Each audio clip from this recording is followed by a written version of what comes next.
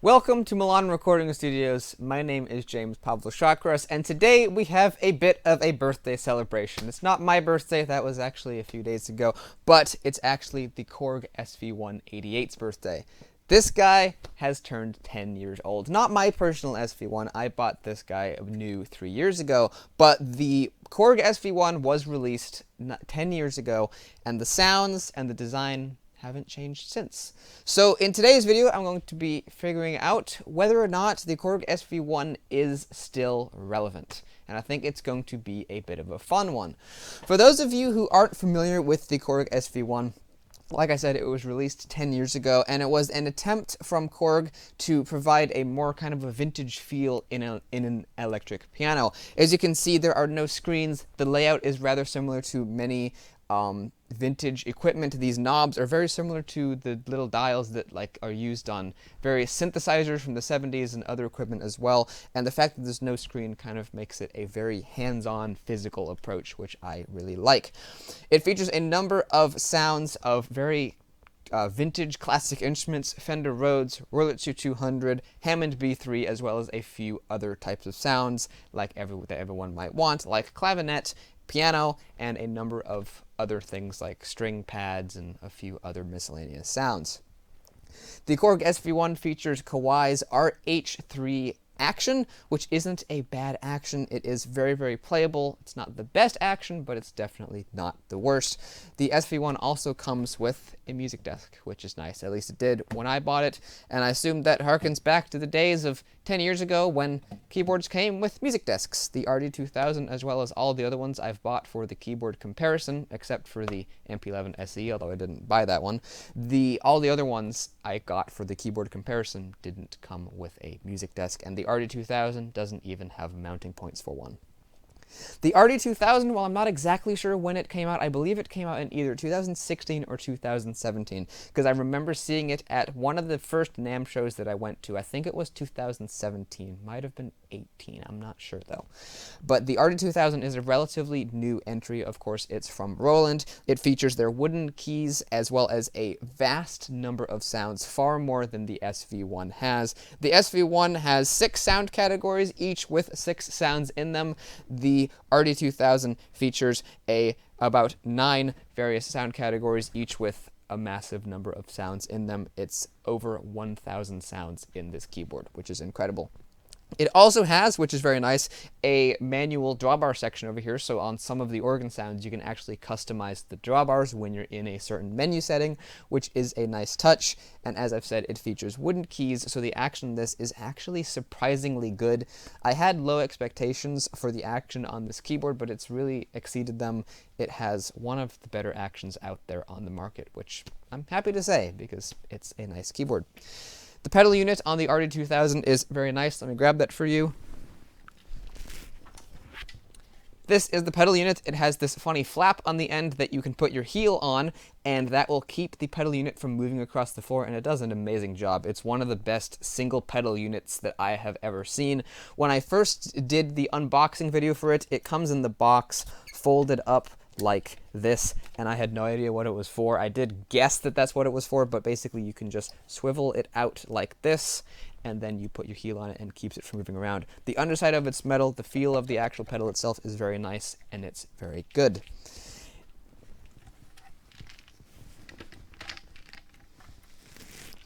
In some of my videos that I've done on these keyboards, I've said that keyboards these days seem to have been getting an upgrade when it comes to the pedal units, because the one that comes with the Korg, which I have to assume is the same from when it released 10 years ago, is actually really terrible. It's really cheap, really light plastic. The pedal actually has a decent feel, but this thing only has little foam feet under the bottom of it, and so it wanders across every type of floor that you put it on. Carpet, wood, this rubber stuff.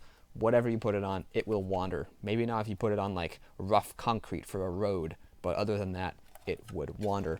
However, it works, it does do its job, and the SV1 is considerably less expensive than the RD2000. This one runs around $2,500. This one, brand new, which is actually still being sold, which is interesting. This one runs around $1,700, and it is possible to buy them for very, very cheap used online. I'm looking at one right now that actually has a few busted keys that I might pick up just for fun to see if I can repair it, and that one is well under $700, and you can buy perfectly working ones for around that price if you look hard enough online. Let me put this pedal unit down and let me give you guys a demo of the sounds on the keyboards. Normally I start off with the piano sound on the keyboards because that's the default of virtually every keyboard on the market, except for this. The default sound on it is a Rhodes. So let's start off this video with a little bit of random improv stuff on the Fender Rhodes sound of both of these keyboards, shall we?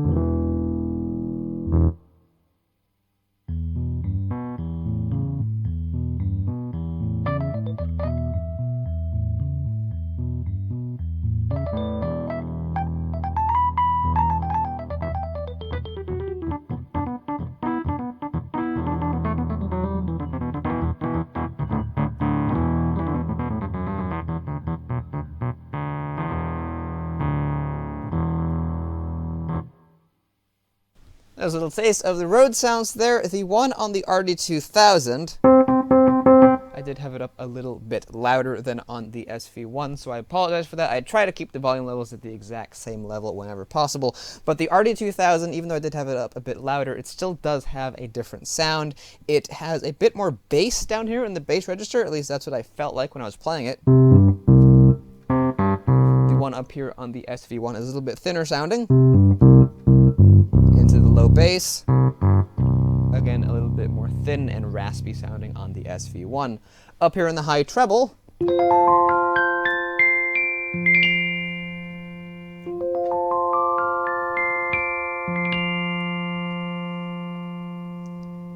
a lot more sustained and much more realistic sounding on the RD2000. You definitely can tell that sampling and digital technology has come a long ways in 10 years because, especially in the treble on here, that sounds a lot more realistic. Part of the sound difference that was coming from the Korg is because of their amp simulator. It has 6 different amp models in it and a drive for each one, so you can change how distorted the sound is. It's actually really fun and I do like it, although it does radically alter the sound. Here is the same exact stuff without the amp sim. With it on. As you can see, with the amp sim on, it takes away a lot of the bass frequencies there.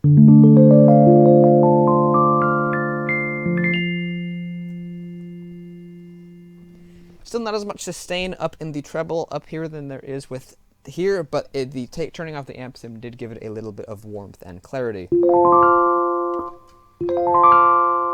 However, turning it on gives it a jingly, bright, percussive sound, which can be fun in the right circumstances. One thing I do love about the Korg SV1 that I always have loved from the beginning, and it's a bit weird, and I don't use it that much, but whenever I'm bored, it's a lot of fun to play with, that would be the drive on the amps. It sounds really... well, I don't know that it sounds good. It doesn't probably sound as good as a real amp would if you overdrove it, but... is that even a word? Overdrove? I don't know. But playing around with the amp drive is really fun, and if you're looking for an instrument that can torture a Rhodes, this is the one for you, especially when you pair it with the Vox wah. It's really weird.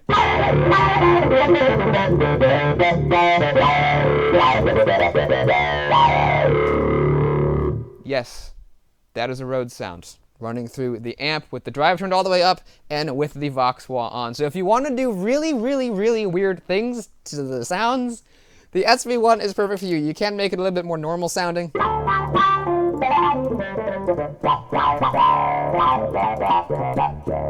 And turning off the Vox wah, which I really love on this keyboard. It's really sensitive and percussive and really, really just loud. It's very good.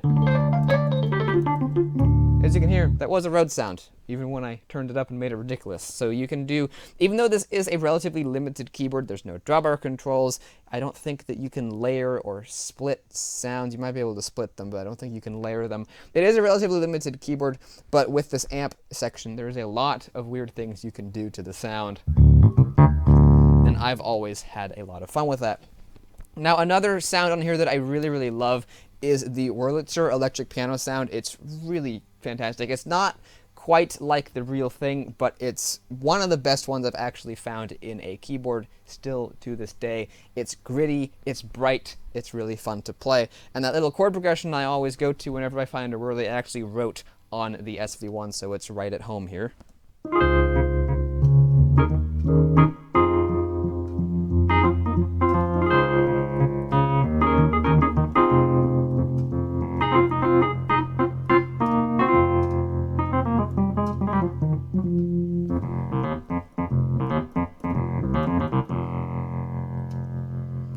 From day one, I loved the Wurlitzer sound on the SV1. It's just really great.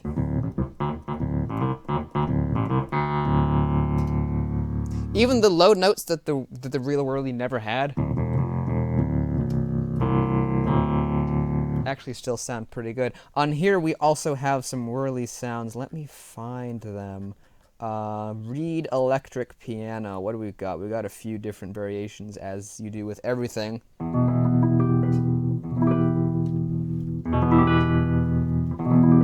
This is a bit louder.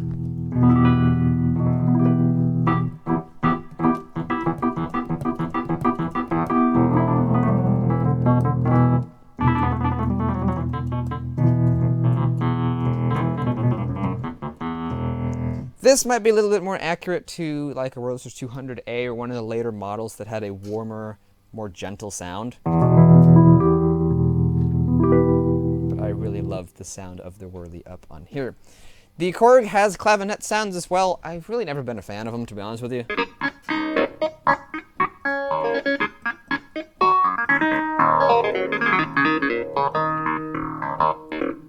This has clavinet sounds. Where are they? Oh, there's a clavinet category. Maybe in there. Again, much louder, but these sound more real and more legit. This is running through a phaser, but still sounds kind of detuned. I don't think I have any other effects going on, so. I've never really been a fan of the clavinet sounds on here, but they do have them if you want them. I like the ones down on here on the RD2000 a bit more. One sound in the clavinet section I do love up on here, though, is the Hohner pianette sound. It's really lovely. I don't think this has one of those.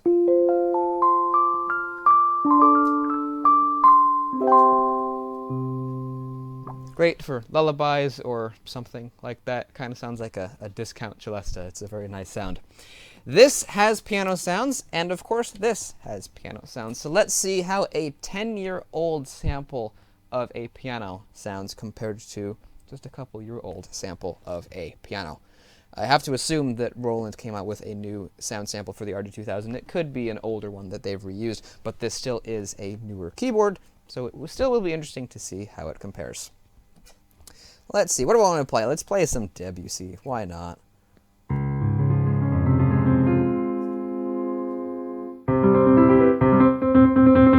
Let's get them to be about the same volume. Let's try it again.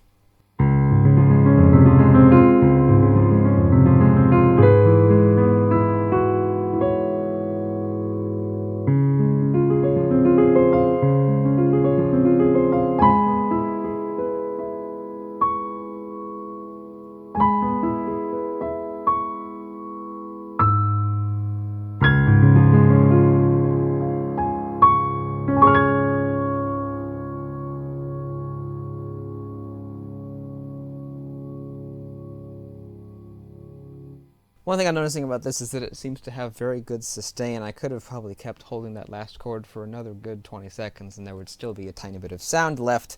Let's see how this is going. And an update on the pedal unit, it has now moved back about 6 inches, so, on the Korg. So, the Roland pedal unit hasn't moved an inch.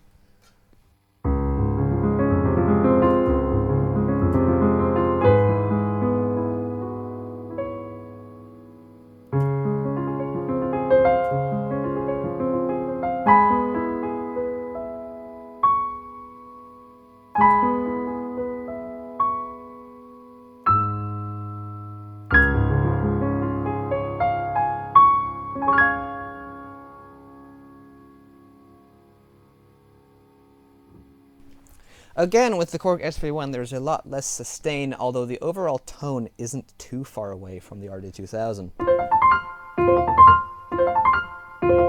It's really interesting.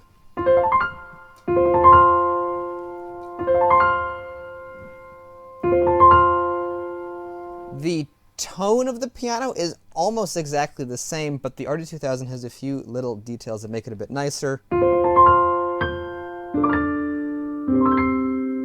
This one sounds a little bit more real in this range than up on here, to me anyway.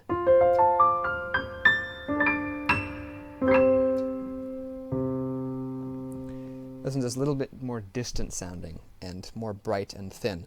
Now down in the bass, I think we'll find that the RD2000 is also a lot better.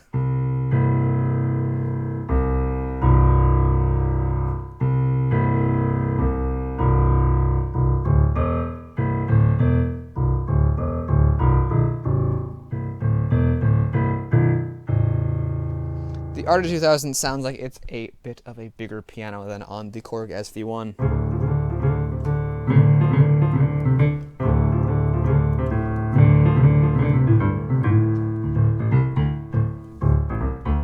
Definitely sounds like a smaller piano on the Korg SV-1.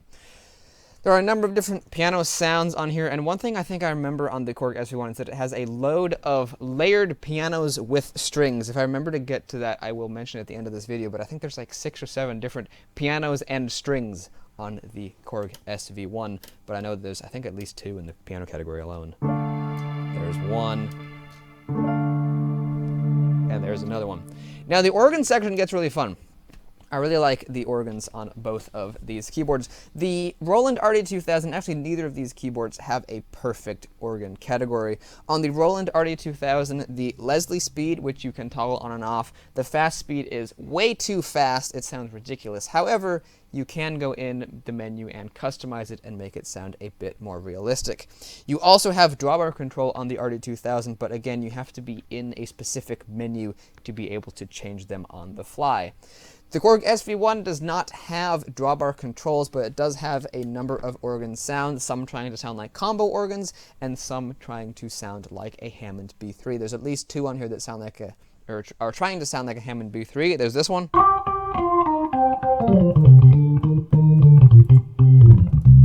And then there's also this one, which is my personal favorite.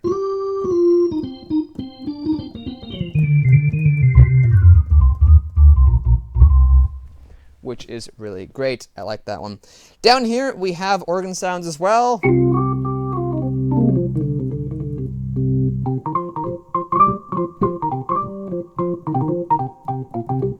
Which is cool, and again, you have a lot more control over the sound. As you can hear, there was some percussion there.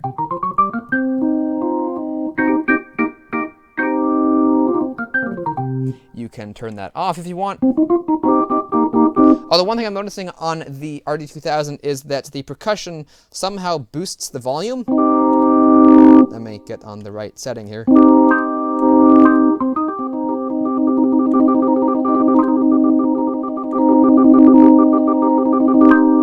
Now on a real Hammond B3, the percussion actually uses the last drawbar and it replaces the sound of the last drawbar with that percussive tone, so it would sound slightly different, but even when you have that drawbar pushed in, it still changes the sound, which is an odd little detail I just noticed when filming this video. So let's do something a bit different and weird. Let's do a combo, a duet, let's pretend that this is a single organ and this is a lower manual and this is the upper manual, and let's play chords down here and let's play the melody up here and just mess around and have a good time. The Korg SV-1 pedal is still running away from me.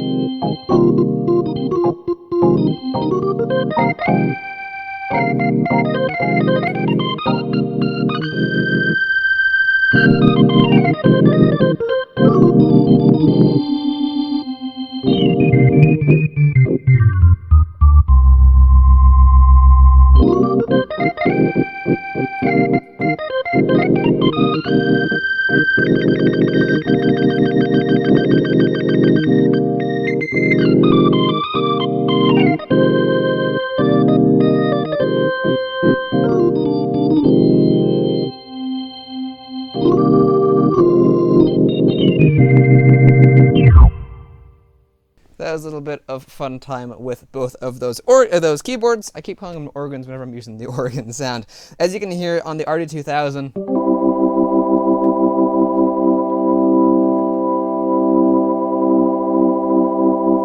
the fast speed of the Leslie is very fast, very unrealistic, but you can go in there and change that. The SV1, though, isn't perfect either. Here is the speed of the rotary speaker. Here it is on slow.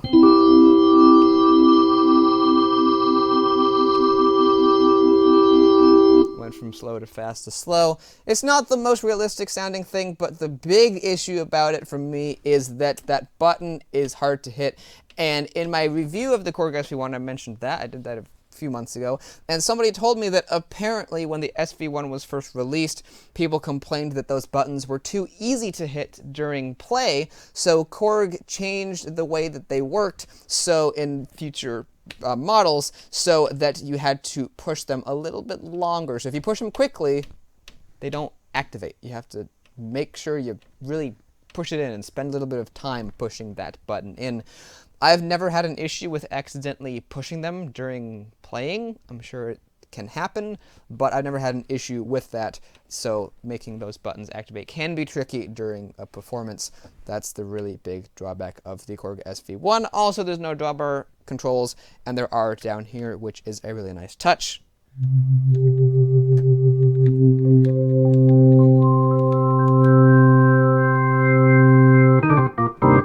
Which is really cool as well. There's 7 different organ sounds that you can do that with on the RD2000, and then there's a load of other organ sounds. On here, we only have 6.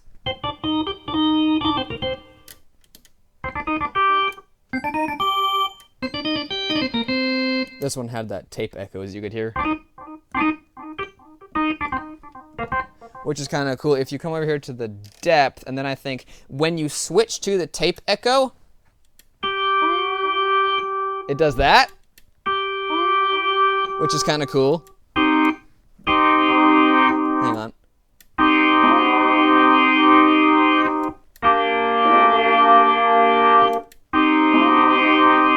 Which I've always liked that sound, and I wish it was every time you turned on and off the tape echo it would do it, but unfortunately that doesn't do that. So that's an effect I've never really been able to use in music. This has a few different string sounds as well. I'm going through all the sounds because there's so few on here, and I'm going to do it.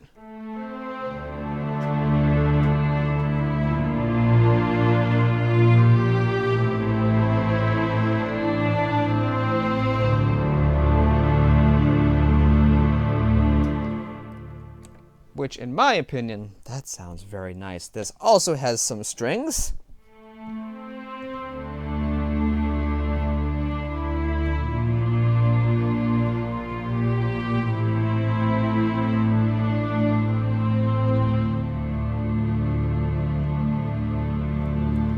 Which also sounds very nice. Bit of a slower attack, but there's a bunch of different string sounds. Some of them would have a faster attack. This one here is an aged kind of a string sound. It's either meant to sound like a mellotron or like strings being played through an old radio. I'm not sure which, but kind of fun. There's, what's number 3 on here? Just like a strings pad. Number 4 is choir. Number 5 I think is kind of cool.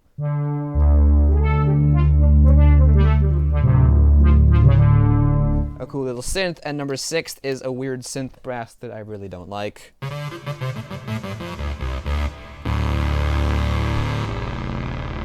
Ooh, that bass is unusable.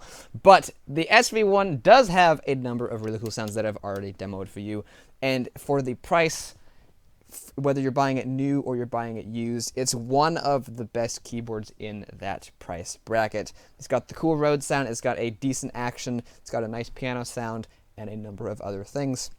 One more thing about the SV1 that's a bit unusual is that on all the keyboards that I've reviewed so far, there's always been a difference in volume levels between the sounds. What I've always finding is that the pianos are the quietest, the electric pianos are the next loudest, the organs are the 3rd loudest, and a lot of the time the bass sounds are really loud. Here's the piano down here. Here's a bass sound, and I could be wrong, but yeah, really loud. For some reason. Back to the piano again. Bass. As you can hear, there is a volume difference. Now up on here, that is also extremely prevalent. Here's the piano sound. I believe number 2 is a bass. Again, very, very loud. And then the electric piano categories are very loud. That's one I didn't show you guys. It's a Rhodes with a phaser on it. And then the organ sounds are really, really loud.